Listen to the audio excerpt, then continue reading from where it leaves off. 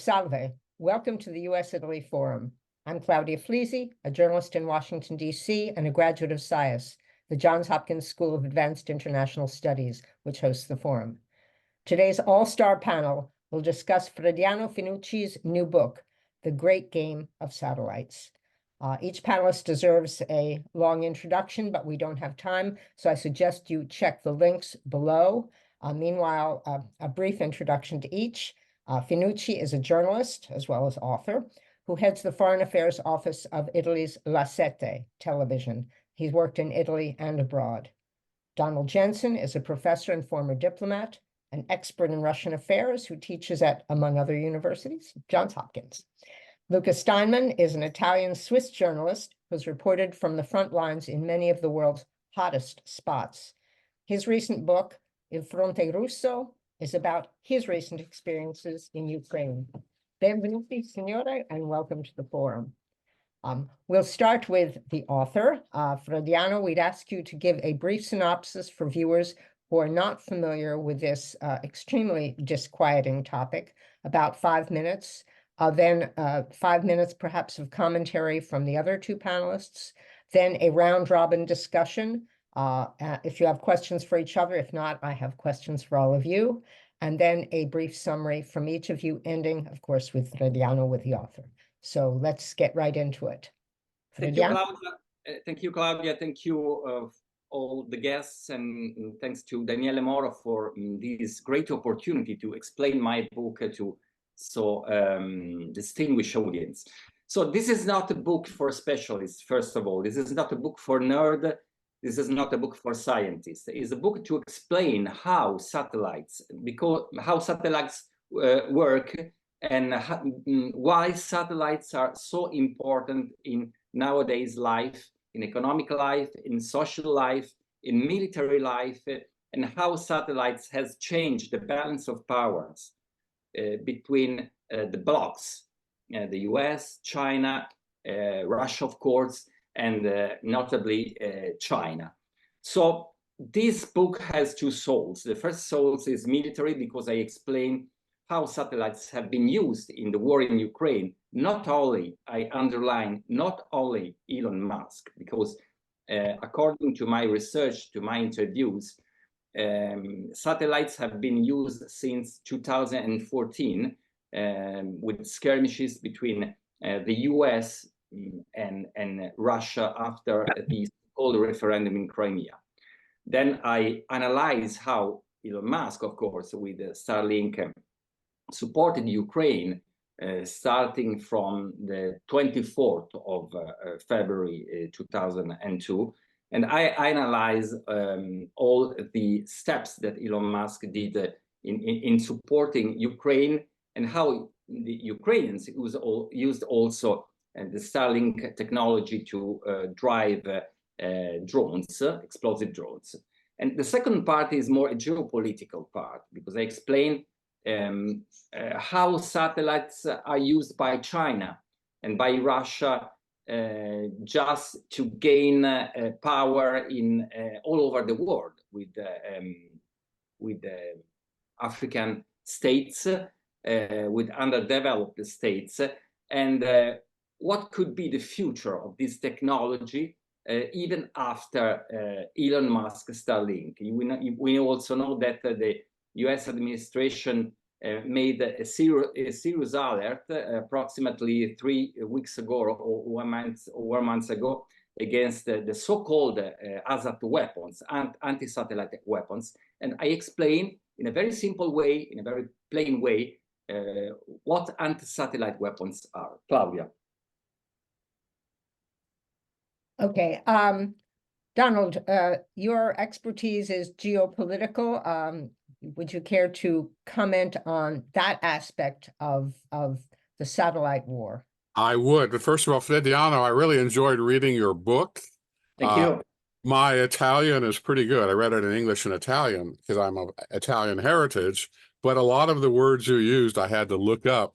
And you did the technical words, and you did a wonderful job of translating yes. Difficult scientific ideas into readable prose, and that's really one of the major achievements of the book. So let me make a few comments about the geopolitical situation, if I might. We are, I think, at a very dangerous point in on strategic weaponry, geopolitical competition, and so forth. Why is that the case? And Frediano, you illustrate that excellently in your book. Number one is the intensification of great power competition, especially at the top level, Russia, China, US, but also at a secondary level, Iran and more regional powers, India, Korea, North Korea, and so forth. That's number one, and that creates a more perilous geopolitical situation. Number two is what you get into so eloquently, which is the development of new high-tech, especially non-nuclear weapons. And this is an entirely different dimension to something I've worked on for many years, which are nuclear missiles. And so these weapons, hypervelocity, satellite, internet, computer stuff, this is all very new. And unfortunately, it's completely unaccounted for. And as they say, internet security architecture is not designed for that. We focused on nuclear throw weight and missile launchers and stuff like that. And there's almost no doctrine, let alone agreed on with Russia and China, about what you describe. And that makes for unpredictability, made more dangerous by the lack of trust among those three powers. And third, what I would argue would be the a special assertiveness in China and Russia on the global system. This is overlaps, but is independent from my first point, but it's very, very important, because when you read Chinese and especially Russian commentary on the global system, it is much more aggressive, much more, you can call it an ideology or whatever you want to call it, much more aggressive, much more threatening to Europe, to the United States, to other countries. And that has really not been accounted for at all in our thinking. Now, when Putin says something crazy, which is often the case, or his cronies, you never know quite whether to take it seriously, but you can't ignore it. And these developments mean that what we used to call arms control is now a quest for strategic stability and relatedly European security in a way, and thinking about it in a way we haven't done that before. And one more point, Claudia, would be that the emergence of China has meant that this architecture we have is not only undesigned for satellite weapons, but it's undesigned for the inclusion of China. And so Russia and the US over 50 years have created a relatively stable system, but it's now under threat for the reasons I mentioned. Most notably, the Chinese don't believe in arms control, at least right now. So when you throw satellite and space weapons into this mix, it's very perilous indeed, and that's why I'm glad to be able to talk about it a little bit today.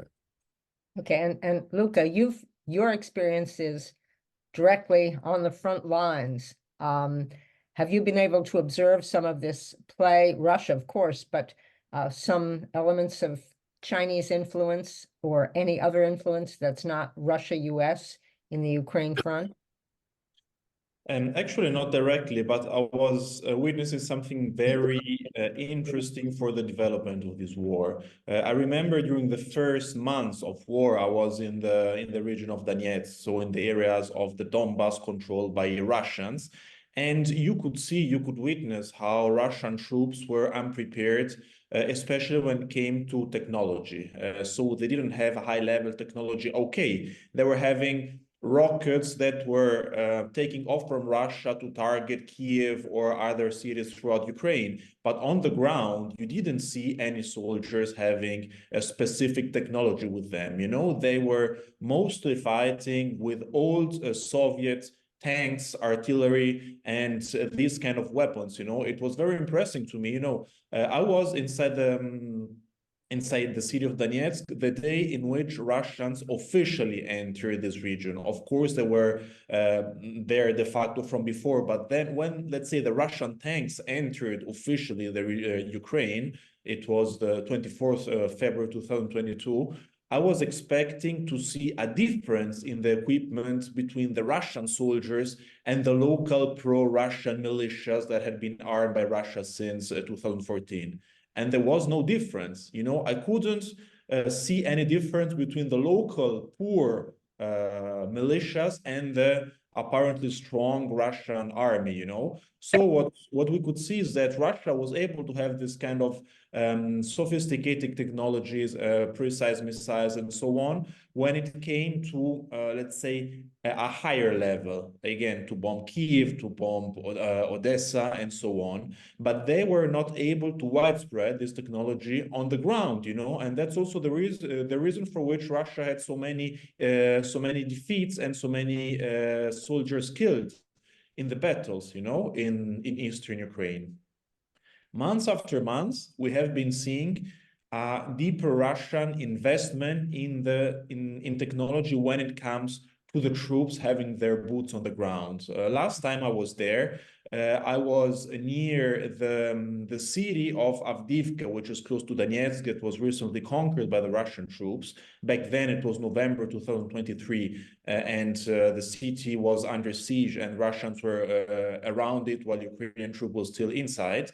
And I was going almost to the front line, and a couple of kilometers before the front lines, you could find laboratories of Russian specialists building drones and technologies there to provide them directly to the soldiers that were a couple of thousand meters in front of them. So Russia understood, and the Kremlin understood, that they had to supply, that they had to bring this technology to the soldiers, to the troops. And I think this can, like seeing this, we can maybe try to predict how this war will go on and how wars generally will go on. Because if a superpower or if a state like Russia is having technology, we don't have the guarantee that this power has the capabilities of providing these technologies also to its own soldiers, you know. And the main question is, how widespread will these technologies be? You know, I don't have an answer for this. Frediano, you talk about pulling back from this more on the ground level perspective. You talk about cooperation between Russia and China in terms of satellite technology. You devote a chapter to that. With the latter, you suggest hoping to use this information for a possible eventual invasion of Taiwan. So I wanted to ask you, and then specifically Donald, is cooperation between Russia and China realistic in anything other than a short term? Because they haven't been long-term friends for a very long time, and they do share borders, which doesn't always make for great friendships. So I wanted first, Frediano, if you could elaborate, and then Donald, and then Luca, if you have observations about this as well. Yes, thank you, Claudia. So as a matter of fact, according to the papers, I read scientific Chinese papers and also Russian scientific papers. In the past years, there have been a great cooperation between China and Russia on the satellite front. Let me go into depth. We all know that we are experiencing in Israel, in Ukraine, in the Baltic states, GPS disruption. Okay, and GPS jamming. What is jamming? Jamming is the act of disturbing the global positioning satellite signal. How is it possible to do that? There are many technologies. There are trucks. There are trucks with the big dishes. There are many stuffs. Okay. But in 2018, the Russians made a great experiment in cooperation with China. The Russians has a former Soviet base called the Vasil-Surk, which is close to the Volga River. It's a Soviet era facility, and it's a heating facility. What does it mean, heating facility? This means that from this venue, with the microwaves, with the very powerful microwaves, it is possible to hit a part of the atmosphere called ionosphere. The ionosphere is a part of the atmosphere which is very important for telecommunication, okay? So 5 times in 2018, the Russians from this facility managed to hit the ionosphere up to 100 degrees, okay? So quite hot. And that the part of the atmosphere heated was so big as Great Britain, okay? So big as the Great Britain. And while the Russians were heating the atmosphere, we have evidence that a Chinese satellite was observing the experiment just to analyze what was going on. And months later, the South China Morning Post, which is an English, a Chinese newspaper in English, of course, made a report about the construction of a similar facility, similar like the Basil Surk facility, in the southern part of China, close to the South Sea, okay, which is not far from Taiwan.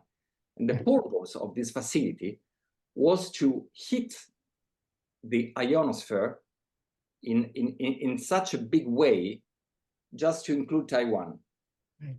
So it is possible to jam the GPS in a large area comprising Taiwan. So this is the cooperation between Russia and China. I reported it in my book. Right. But we know that according to the latest meeting between Lavrov and Xi Jinping yesterday, if I'm not wrong, that the Chinese are still cooperating. But at the present moment, considering that the Chinese has more capability on electronics, on chips, it is possible that the Chinese are not dependent on Russian technology. For example, North Korea is dependent on Russian technology, but vice versa, considering China. Right. Okay, Donald, you want to? Yeah, you asked me about Russia-China relations, and Yes. let me give you my personal view of what on a topic which an army of experts in Washington study But you're one of them. 24/7. I would say this: it is not a marriage; it is a relationship, a partnership, but it is not an alliance. On the one hand, the Chinese and Russian both have similar worldviews in that they both want to redo the international order. The Chinese feel they have been unfairly squeezed in it and want to make it more advantageous to them. The Russians think they have been victimized by it since the fall of the Soviet Union, and thus they want to blow it up, as we've seen. So this leads to a shared, so there's still differences in how they approach this. This leads to a shared hostility to the West, to NATO, and certainly to NATO support for Ukraine. On the other hand, as Frediano said, it is not a symmetrical relationship. The Chinese do not need Russian technology. The Russians need Chinese technology. The Russians need China as a market for energy, for other kinds of imports, and so forth. And so when Lavrov or somebody else says something, let's face it, silly, it's hard to know how to believe it on paper. So I think this relationship is now growing closer, but I don't think it's by any means like the US and Britain or something like that. We just have to see how things develop. After all, China depends on US trade far more significantly than the Russians do. So the Chinese, excuse me, are much less willing to take the kind of chances that Putin wants them to take, even though they more or less sympathize with the Russian point of view. They still, I think, and it's hard to get a straight answer, I think they still were not particularly pleased that Putin invaded Ukraine 2 years ago. So it's something something that is not said but implied by a lot of other Chinese actions and statements. So we see a closer together working relationship, but it's not an alliance. They both trade, sometimes to get around sanctions, and so forth. Frankly, I think this is my view again, I think that a lot of Russian elites are not particularly happy by being over-dependent on China. They think of themselves not only as Eurasian, but as a European power. And I think there are elements in the elite that are not happy with what they see as Putin's excessive leaning toward Beijing as opposed to Brussels. We'll see how it plays out. Okay. Luca, again, from your perspective on the ground, do you have anything to add to this? Yes, I perfectly agree of what was just said right now. If you go among Russians, you will see that the perception of their relations with China is, we can say, a marriage of interests. So they do share the same geopolitical anti-Western view in this moment, but they do look, especially, both elites and average normal people, they do look towards the West, especially towards Europe. And most of them, they still think that their relations with Europe and with Europeans can be saved in the future. It's very interesting to observe how Russians consider this crisis, this competition with the West, as a part of a longer crisis and competition existing already since before 2022. They do think that their perception, and the Russian propaganda is playing a lot on this, is that the West has been betraying them somehow till many years. It's very interesting to see also how in schools and in the public debates, and also in the debates between people, the historical moments of crisis, like people talk about the historical moments of crisis between Russia and the West. They speak about Napoleon invading Russia. They speak about Hitler invading Russia, and so many of them say, well, if we went through Napoleon and Hitler, well, we can go through this moment we are having. Why I'm saying this? Because I'm sure that most Russians, also in the elites, especially in the elites, they do look towards the West. They look towards Europe. They would like to go back to make business and political and politics with Germany and with Europe.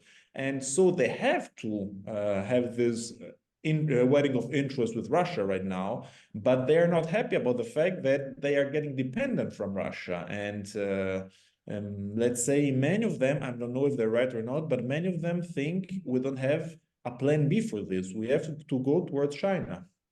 Right. Could I add a point here, Claudia, if I might? Yes, please. I very much agree with Luca, and this raises really a central question, which is whether the people below the elites, below the Putin entourage, believe this stuff. So Putin has weaponized Kievan Rus, and who claims the medieval heritage of that great empire in a way that would be the equivalent of my Genoese family still being angry about a war with Venice 800 years ago. It means nothing to me. But Luca's point, I think, is a good one, which is to say there appears to be a stratum below that elite which still admires the West.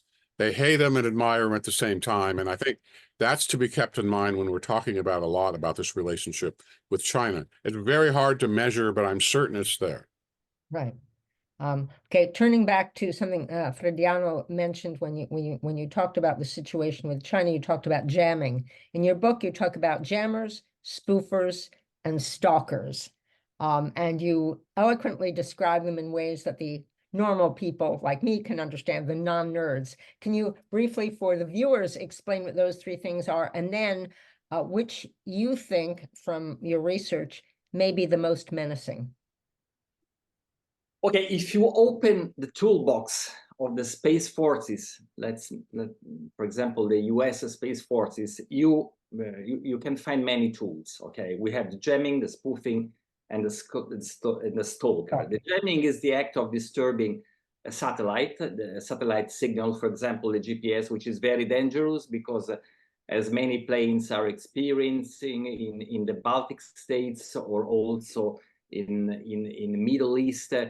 For example, planes lose the signal and they do not where to go, or they think to be in a venue where they are 100 miles from where they are actually. The spoofing is something more, I wouldn't say complicated, but it's more sophisticated because it's kind of a falsification of data. Okay, you receive data from satellites. You think that those data are okay, but they are not okay. They are false data, which is something, you know, fishy. The stalker is very interesting because Russians are master in this technology. It's like sending in space small satellites, not very big satellites, but small satellites that approach commercial satellites and military satellites as well. They listen and they can disturb the signal. They can record what the satellites are exchanging, the messages and the signals. They are spying in simple words. But the problem is that they come suddenly from nowhere. They just round all different satellites, and then they disappear overnight. So it's a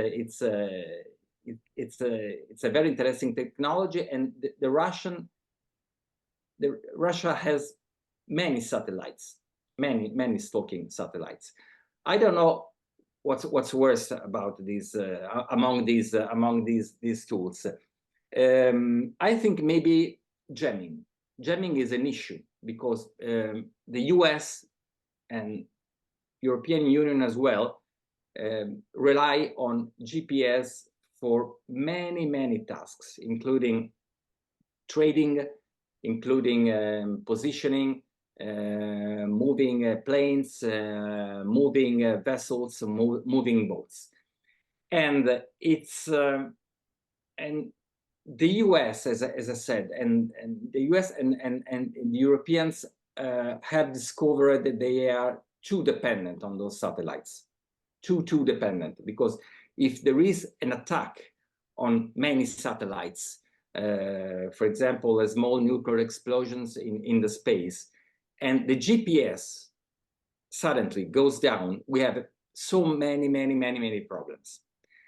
So before 1960, the US had a system for navigating and for sending the right time, and this system was called LORAN. Right. Okay, you know, it's an old technology, but this technology was dismissed by United States in 2010 because it was called too obsolete, while the Russians and the Chinese are keeping this system. The Russians has a Russian LORAN, okay? It's a rough technology, but it's still working. While the Chinese has improved this LORAN, and they have called this LORAN E-LORAN, electronic LORAN, and they are building approximately 300 timing stations in China, in the whole China territories. And these stations are connected with optical fibers. So what does it mean? This means that if, let's assume for a while, that all the GPS goes down, the American GPS, the Russian GPS, which is called GLONASS, the Chinese GPS, which is called Baidu, the American vessels and planes are in great trouble, and the Europeans as well, while the Russians and the Chinese are able to move with the old LORAN technology. So they have a redundancy, they have a backup. No, that's an issue in the States, as far as I know. I know that, for example, the American Navy is studying a kind of LORAN, a kind of navigation system, but this system is quite expensive. And as we know, the US are relying on private sector, on the Elon Musk style entrepreneurs. But for the time being, there are no entrepreneurs which has invested in this technology. Right. No, it's very scary. You talk about going to the technology and the differences among the three countries approaching technology development. You talk about M-Drive, which you describe as a super sort of sci-fi system of propulsion through electromagnetic force, and that's about as technical as I'm going to get. And you say that the first country to develop this technique will be the winner in the race for space. Can you elaborate for readers on that? And then maybe if the other two could talk about where they see, based on I'm not a that scientist. I'm not a scientist. I had to make some interviews with people in Geneva, in CERN, in the European Center of Research. So the aim drive is called the impossible engine, okay? Because I've been told, as I told you, it's a kind of an engine that do not use propellant, okay? Right. Use a kind of electromagnetic system shield or something like that. And it's looked to talk about science fiction, but I mean, it is real. It is real. And we know that the Russians and the Chinese made experiments of this kind of engine, impossible engine, in satellites. And in my book, I tell a couple of episodes, a Russian one and a Chinese one. And notably, the Russians sent a rocket with 3 satellites.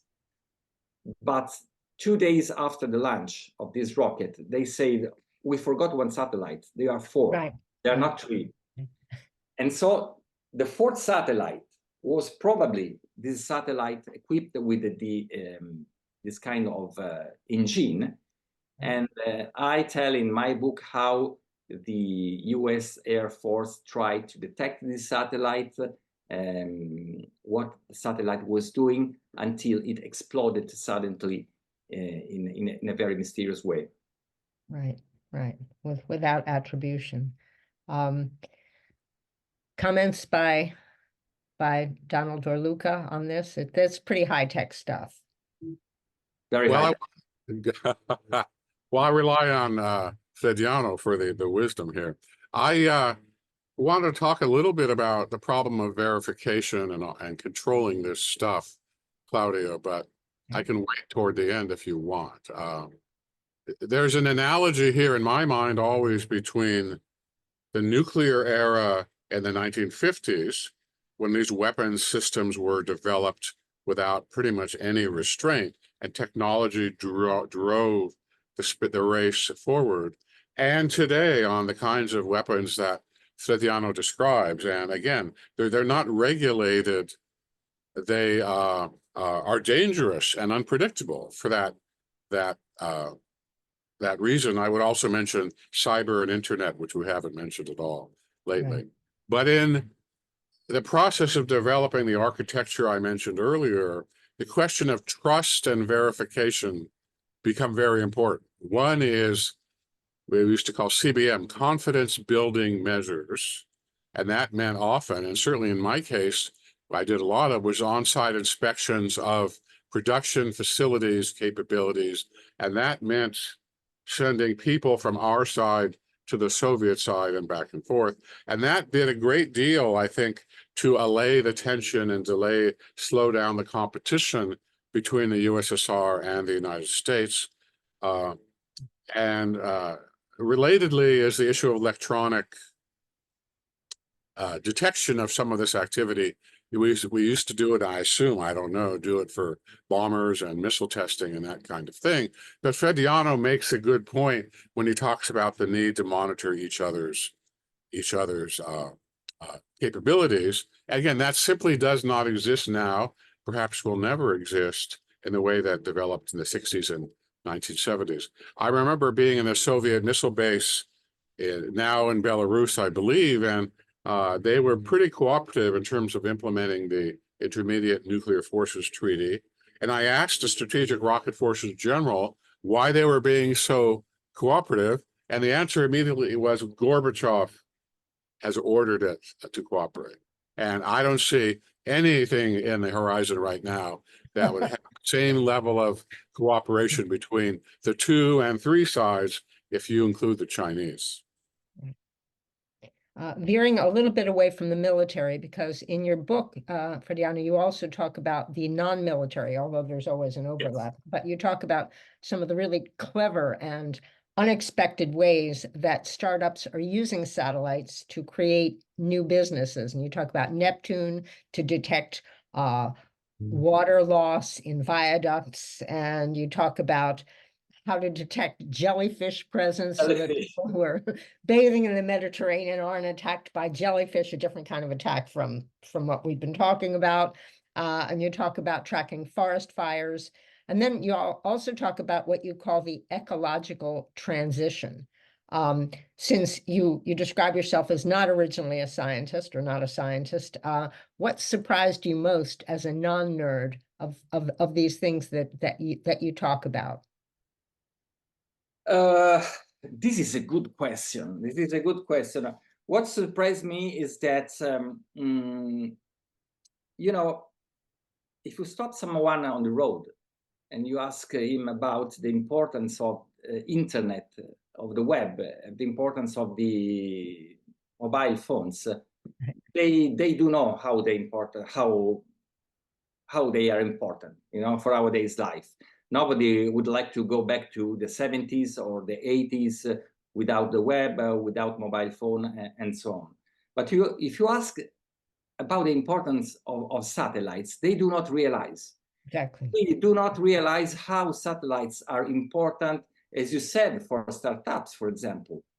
There are, you know, dozens and dozens of startups, maybe not unicorns. Okay, they are not unicorns, but they are used every day by scientific people, or by, how can I say, geologists, or by in agriculture, especially in agriculture, forestry, and so on. And so what strikes me is that this technology is really fundamental for everyday's life, and people are not aware, except, let me say, Barack and Michelle Obama. You know, that they produced this movie, Leave Yes. the World Behind You, with Julia Roberts, which strikes me a lot, because somebody told me that they probably read your book, but I said, you know, it's not, I don't think that Barack Obama read my book. But anyway, we are too dependent on satellites. We are really too dependent on satellite technology. And I think that we have to go back on the ground in one way or in another. I don't know how, I don't know when, but I think that the US and the European Union are, on one side, they are trying to make satellite technology safer and safer. Okay, but on the other hand, we have to be less dependent on this technology. It's time to be less dependent. They are so important, but they, at the same time, they are really dangerous if somebody, I wouldn't say Elon Musk or the Russians, they decide to switch off the toy. But how can you put Pandora back in the box?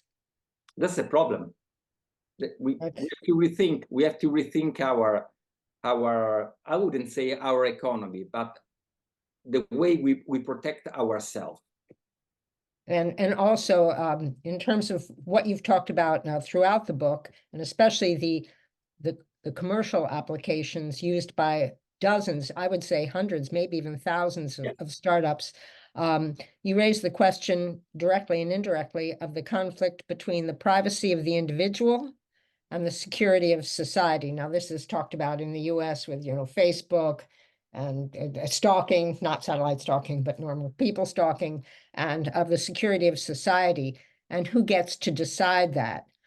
Is any of this being discussed on a larger geopolitical level, or in Ukraine, Luca? Is it being just? I mean, no, you're trying to survive, so it's a different thing, but it's a major issue. It's a major issue, but as far as I know, this is not an issue. Let me give you an example. There is a huge program, a huge European program called Copernicus. Copernicus is a constellation of 7 satellites. And this constellation, paid by European taxpayers, is completely free, okay? This means that I can receive data from forestry, data from oceans, data from ships moving and so on, if I am resident in the European Union, and I can use those data for commercial purposes for free. Okay, let's assume that I am a startupper. I create a startup depending on this data. What happens if the constellation is attacked by someone and my services is out of order? Who pays? Right. Who pays? That's an issue. I'm not sure if this satellite is safe and resilient. I assume, but I'm not sure. And how can I engage in a business with a supplier which is not 100% safe? How you talk about that program, you say it's created 17,260 jobs so far in the EU. Yes. And you say, bravo, great, but you do express skepticism about it. Is it based on this, the uncertainty of the flow of data, or is there something else?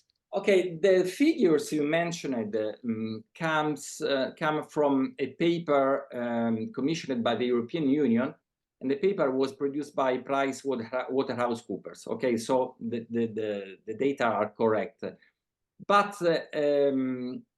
I tried to make a review of all the startups which are part of the Copernicus environment, and I found only one unicorn. So does it worth to spend so much money, taxpayers' money, for just one unicorn? This is my question.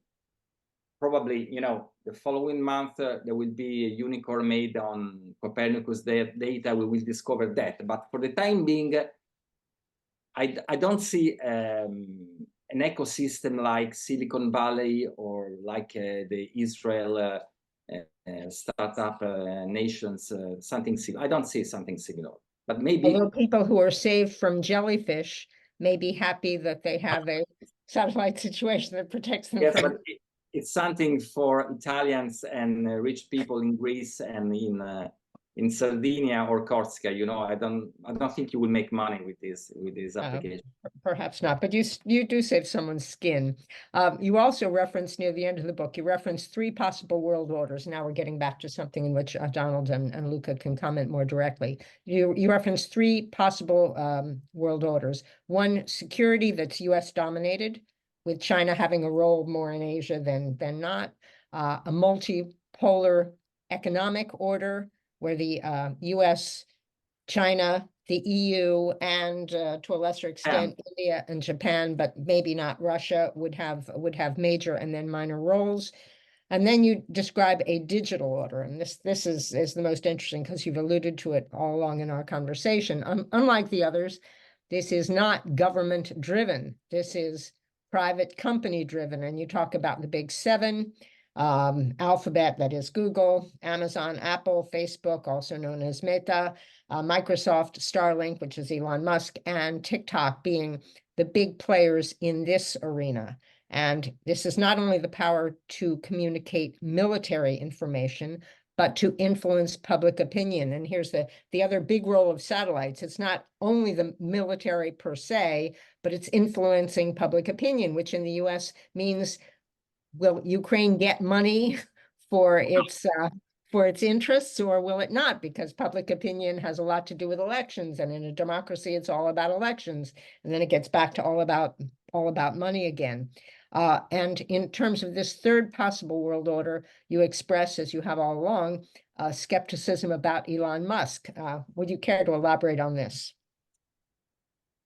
Skepticism because Elon Musk, among these entities, okay, we have only Google, Elon Musk creatures, and Jeff Bezos enterprises, which are engaged in a space environment. Okay, Apple is not engaged. Apple is dependent on satellites if they want to connect their iPhones to satellites. And TikTok is not interested, is not connected to space economy. I must say that in my book, I wrote that Elon Musk is becoming the real master, because he created a kind of path. He has rockets. He's monopolist, more or less monopolist of rockets. He has a Starlink, and with the former Twitter X, he can train his artificial intelligence programs. But something has changed in the latest months, because we know, Reuters reported, that Elon Musk is building a network of spy satellites for the US administration. Oh. So this has changed. The landscape has changed because Elon Musk is directly involved in connection with the government, with the US military. So right. I think I'm writing the second edition of my book, and I'm just changing this part. Oh. You know, because the game is different now. Wow. Okay. Comments from Donald and also Luca on this really important point. Well, let me give you a very unsatisfactory answer, Claudia, which is I think it will be a mix of all three, with the U.S. remaining the predominant power, but of course the European Union and China, maybe somebody else, India, could play a role as well. But we have to realize that getting away from the world of Johns Hopkins and all that, political science models, a mix of actors, public and private, has long characterized a global system. The United States, North America was settled by the Hudson Bay Company, an English firm. I don't want to press the analogy to Elon Musk, the British East India Company. There were always private actors. How that shakes out with the specifics, we'll have to say. But I certainly agree Russia will decline as a major actor, other than as perhaps a troublemaker. But so I'm saying 1 and 2 and 3, and I very much agree with Frediano's comments about Elon Musk, because it can be very disruptive as well as very helpful, as we've seen. Okay. Luca, again, you have sort of boots on the ground perspective, different from the other two. Do you see Russia's influence as less important? You have been in hotspots all over the world, not only in Ukraine. So I'm not sure about this. I don't have an answer for this. I have more an answer when it comes to the impact of technology and of satellites on ourselves, on the West, on the Western democracies. Why I'm saying this? Because I can see how technologies and satellites are already influencing journalism, for instance, and therefore the way through which people get to know about wars and get to know about international affairs, and the way through which they decide how to vote. I remember many times being in Ukraine and all in Ukraine when I was, for instance, seeing some troops advancing on some directions, and I was sure to have a scoop, you know? So I was running back to my hotel or to my apartment, getting quick the Wi-Fi, getting in touch with my senior journalist at home, like Frediano, you know, and telling, hey, I have this big news, you know, I don't know, Russians are going this way. Okay, we know it since 3 minutes right now. We already know it. Thank you. So it's really happening, you know. So technology is faster than reporters on the ground. And this is really making a big difference on also how we report about wars, we report about international affairs. So we cannot consider journalism, and therefore we cannot consider democracies anymore independent from this kind of technologies. The main question is, who's depending from whom? Like when it comes right now, so Frediano was mentioning about Elon Musk cooperating with the US Army or the US military system. Like, is the US government giving orders to Elon Musk on how to use his technologies for the US? Or is Elon Musk giving, let's say, suggestions to the US government on how the world should develop in the future? I think that for now, still, like superpowers like the US have are in a stronger positions because they have an army, you know. So at the end of the day, you control like your state at least, and not only your state. What about if satellite technologies will be used by privates in the future to make investments into the military department? That's going to be really, really challenging. Someone tried to make it in Russia. He was called Evgeny Prigozhin, you know, and we can say that in this time still Russia able kind of to kick him out. But yes, I really think that the question between the relationship between politics and satellites and technology is going to be very, very challenging for all aspects of our lives. A final question, because we're coming to the end of our time, even though it's a fascinating discussion. Another term you use, Frediano, is the emancipation of information. Yeah. And you describe this as a positive thing, speculating that if we have the technology that helped us, that helped the West realize how many people were dying of COVID in China, and you describe how this happens in a very sophisticated way. You say that if that had been the case in World War II, then we would have known about the concentration, actually the extermination camps, and maybe things would have been different. My suggestion is we did know about the extermination camps because we didn't have satellite proof, but there was definite proof, there was concrete proof, and people did nothing. So I'm challenging you to ask whether the emancipation of information is actually going to change people's minds with satellite data, which is arguably more hardcore, but doesn't necessarily change opinions. And if you could also all comment on this, and then we'll conclude. Yes, it is something, in my opinion, very, very interesting. With Elon Musk low-cost rockets, it is possible for more and more companies to send satellites and to provide services. And those services are really, really less expensive than in the past. For example, I have a subscription and I can get satellite pictures with a subscription of 300 euros, which are peanuts, you know. So what does it mean? This means that I am using, and many colleagues all around the world are using this technology, this disruptive technology, that up to 15 years ago were only possible by military or by spies or by sovereign states. Okay, if I want to know what's going on in Donetsk or Donbass or in the Red Sea, in the Black Sea, every morning there are dozens and dozens of analysts that uses those services, and they publish pictures and their analysis. Okay, this is open source intelligence. Open source intelligence. It's an old technique, but once upon a time was based only on newspapers, maybe social media or pictures and so on. But open source intelligence now is using the same tools of military. So it's kind of democratization. It's a big democratization. This is something positive. Yes, in my opinion, it's positive. Let's go back to the Ukrainian invasion.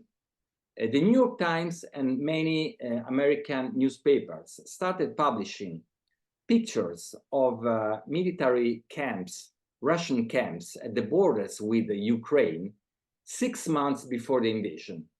Okay, 6 months before the invasion. Every week, the New York Times and British newspapers were publishing these pictures.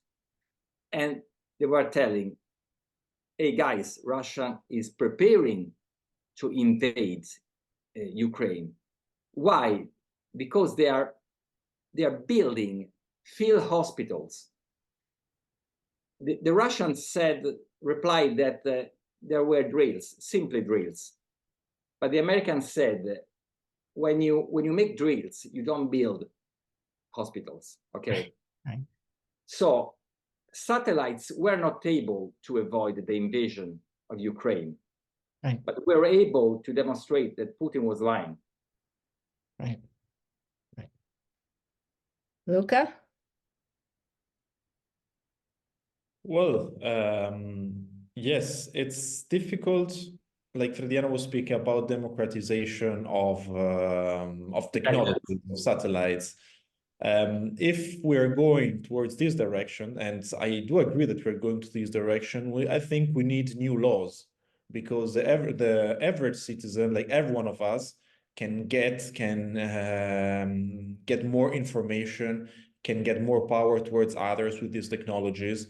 And we do clearly need to know what can be done or what cannot be done with the use of these technologies. And so again, there is a big question of the role of the states towards this democratization of not only military technologies, but all kind of technologies. Because if we're going towards this world, well, then we need to know what is possible to be done or not. Otherwise, how can we coexist all together? And Donald? Well, I guess I'm troubled by the phrase emancipation of information, because That's the one he used.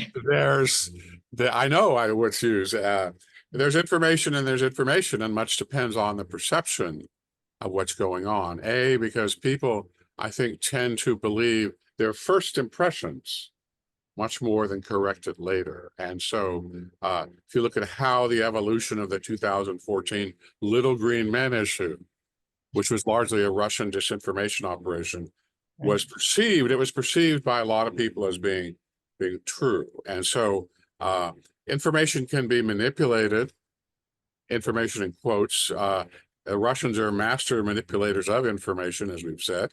The Chinese are too. And so I'm much more troubled by this than, I guess I would say, welcome it. And third, we've seen, it's hard to have an espresso nowadays without bumping into an article about artificial intelligence. And that's manipulation par excellence. But this gets back to a bigger point, which I think is strongly suggested by Frediano's book, which is to say, those who care about these issues, the governments in particular, tend to be reactive. We're always catching up.